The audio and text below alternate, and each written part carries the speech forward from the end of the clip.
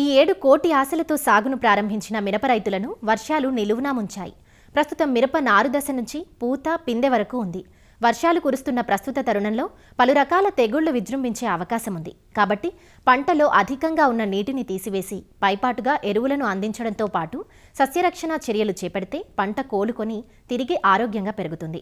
అధిక వర్షాల సమయంలో మిరప తోటల్లో తీసుకోవాల్సిన యాజమాన్య సస్యరక్షణ చర్యల గురించి సూచనలిస్తున్నారు ప్రొఫెసర్ జయశంకర్, తెలంగాణ రాష్ట్ర వ్యవసాయ విశ్వవిద్యాలయం, నాగర్ కర్నూలు జిల్లా పాలెం కృషి విజ్ఞాన కేంద్రం శాస్త్రవేత్త డాక్టర్ ఏ శంకర్.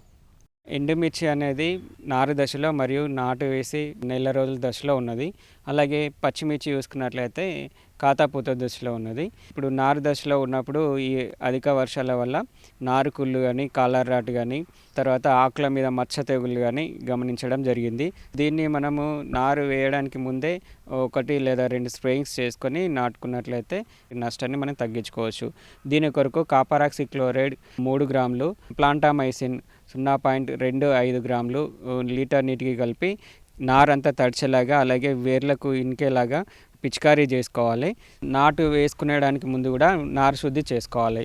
ఒక 10 లీటర్ల నీటికి ఈ 10 గ్రాముల కార్బండిజం, అలాగే ఇమ్డాక్లోరోపిడ్ 5 ml ఇవి కలిపి నారు మొక్కలను పీకిన తర్వాత ఒక 10-15 నిమిషాలు వేర్లు మునిగేలాగా ఉంచి తర్వాత మనం ప్రధాన పొలంలో నాటుకోవాలి.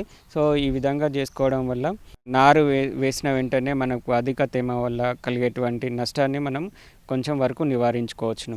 అలాగే నాటు వేసిన రైతులు వారం 10 రోజులు లేదా అంటే 15 రోజులు 20 రోజుల దశలో ఉన్నప్పుడు మనకు ఈ అధిక వర్షాల వల్ల ఫైటోప్తర్ కానీ, ఫ్యుజేరియం కానీ, పిథియం కానీ ఈ ఎండు తెగుల్ని కలుగజేసేటువంటి శిలీంధ్రాల ఉధృతి వచ్చే అవకాశం ఉంటుంది. సో దీన్ని మనం నివారించడానికి కాపరాక్సి క్లోరైడ్ 3 గ్రాములు, అలాగే స్ట్రెప్టోమైసిన్ కానీ, ప్లాంటామైసిన్ కానీ 0.25 గ్రాములు లీటర్ నీటికి చొప్పున కలిపి ఆకులు అంతా తడిచే విధంగా, అలాగే కాండం నుంచి వేరు భాగం వరకు కూడా వెళ్ళే విధంగా మనము డ్రెంచింగ్ చేసుకోవాలి.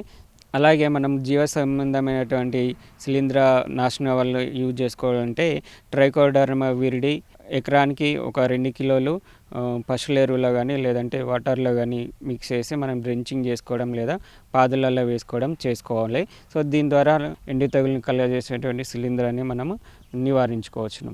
నాటు వేసి ఒక నెల 15 రోజులు ఉన్నది లేదంటే పచ్చిమిర్చి ఉన్నట్లయితే దాంట్లో సెర్కోస్పోరా కానీ, ఆంథ్రాక్నోస్ మచ్చ తెగులు, బ్యాక్టీరియా మచ్చ తెగులు వచ్చే అవకాశం ఉంటుంది. సో దీని కొరకు కూడా మనం కాపరాక్సి క్లోరైడ్ 3 గ్రాములు, అలాగే ప్లాంటామైసిన్ 0.25 గ్రాములు లీటర్ నీటికి కలిపి ఈ చెట్టు మొత్తం బాగా తడిచే విధంగా పిచికారీ చేసుకోవాలి.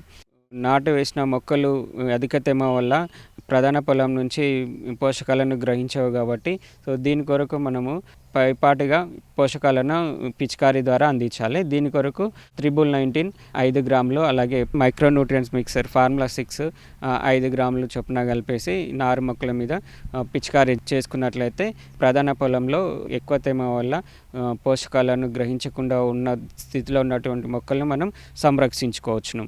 తర్వాత పచ్చిమిర్చిలో మనకు కాయ కుళ్ళు కానీ, కాయ మచ్చ తెగులు కానీ ఏర్పడే అవకాశం ఉంటుంది. దీన్ని గమనించిన వెంటనే మనము కాపరాక్సి క్లోరైడ్ 3 గ్రాములు లేదా కార్బనిజం ప్లస్ మ్యాంకోజెమ్ అనేట్లయితే లీటర్కి 2 గ్రాములు, లేదా ప్రొపినెబ్ అనేట్లయితే లీటర్కి 3 గ్రాములు, లేదా ప్రోపికోనోజోల్ అయితే లీటర్కి 1 ml ఏదైనా ఒక మందుని మార్చి వారానికి ఒకసారి 2-3 సార్లు పిచికారీ చేసుకొని మనము నష్ట నివారణ చర్యలు చేపట్టినట్లయితే రైతులు ఈ అధిక వర్షాల వల్ల అటువంటి నష్టాన్ని నివారించవచ్చు.